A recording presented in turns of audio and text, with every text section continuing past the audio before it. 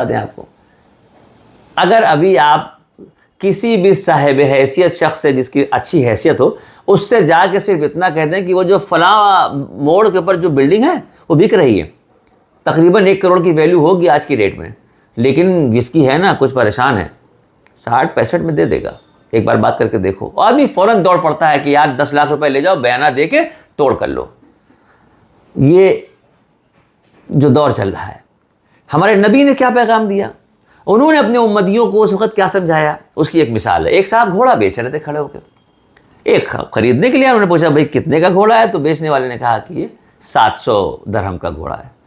वो बैठे घोड़े पे एक चक्कर ऐसे लगाया, चलाया, बोले यार घोड़ा तो तुम्हारा बड़ा शानदार है, ये तो 700 से ज़्यादा का बिक सकता है, 800 दरहम में भी बिक जाएगा। तो उन्होंने कहा कि हाँ ठीक है, मगर मैं 700 में बेच रहा हूँ। वो जो खरीदने आए थे उन्होंने कहा कि यार तुम एक बार सोचो, गौर करो, घोड़ा तुम्हारा वाकई बड़ा शानदार है, 900 दरहम तक में भी निकल जाएगा ये। वो बेचारा खामोश रहा, मुस्कुराते रहे। फिर वो बोले कि अच्छा चलो ठीक है भाई, 1000 दरहम में सौदा तय हुआ, ये पकड़ो 1000 दरहम, ये घोड़ा हम 1000 दरहम में दे रहे हैं। तो बेचने वाला कहने लगा कि हम तो 700 दरहम में दे रहे थे, आप 1000 पे क्यों ले रहे हैं? कहने लगे दिल से बताओ, दिल पे हाथ रख के बताओ, सच बताओ, वाकई तुम्हारा घोड़ा 1000 की कीमत का है कि नहीं है? तो बेचने वालों की आंख में आंसू थे। उसने कहा हाँ ये सच है कि कीमत तो इसकी 1000 होनी चाहिए, मगर मैं 700 का इसलिए बेच रहा था क्योंकि मेरी मजबूरी है। मजबूरी ये है कि मैंने अपनी बेटी की शादी तय कर दी है। अगर मैं 700 की जगह 1000 का बेचने खड़ा होता तो हो सकता है ये आज बिकता ही नहीं, और मुझे पैसों की ज़रूरत थी, इस वजह से मैं बेच रहा था। तो ख़रीदने वाले का ईमान देखिए, उम्मती कौन होता है, उम्मती किसे कहते हैं। ख़रीदने वाले का ईमान देखिए, उसने कहा कि हम तो 1000 दरहम का ही ख़रीदेंगे, मेरी भी मजबूरी है।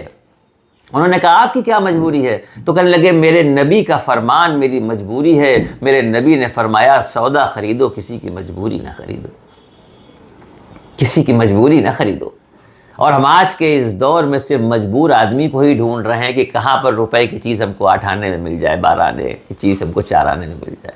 ये छोटी छोटी सी चीज़ें ऐसी हैं जो देखने में तो लगेगा, लेकिन अगर किसी मजबूर का फ़ायदा उठाए बगैर उसकी मदद करते हुए 4 पैसे बढ़ा के उसके हाथ कर देंगे, फिर उसका अजर देखिए, 1 बिल्डिंग से 4 बिल्डिंग कैसे होंगी पता भी नहीं चलेगा। कोशिश करके देखिए, इंशाअल्लाह। अल्लाह बहुत रहीम है, करीम है, लामहदूद ख़जानों का मालिक है। अस्सलाम वालेकुम रहमतुल्लाहि व बरकातहू। कि हिंदू मुसलमान राजा थे, कोई वो धर्म के कारण नहीं लड़ रहे थे। एक ही आपको लड़ाई का किस्सा बता दूं, आपको अकबर की लड़ाई का पता होगा, अकबर और राणा प्रताप, हल्दी घाटी के मैदान में। इसको हिंदू मुसलमान की लड़ाई के रूप में बताया जाता है।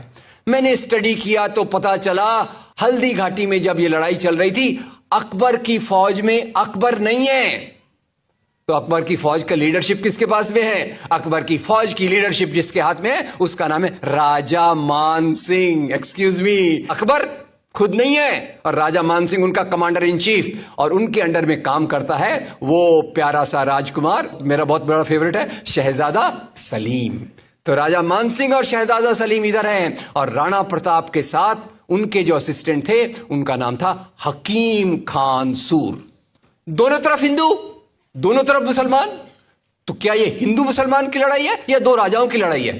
2 राजाओं की लड़ाई है। ये लड़ाई मजहब के लिए है कि सत्ता के लिए है? सत्ता के लिए। हमारे दिमाग में सब कचरा जो आ गया वो आया 1857 की लड़ाई के बाद। आपको याद होगा 1857 की लड़ाई, उसकी चिंगारी किसने लगाई थी? मंगल पांडे। उसका लीडरशिप किसने किया था? बहादुर शाह जफर। बहादुर शाह जफर के साथी कौन थे? तात्या साहब टोपे, नाना साहब पेशवा, झांसी की रानी।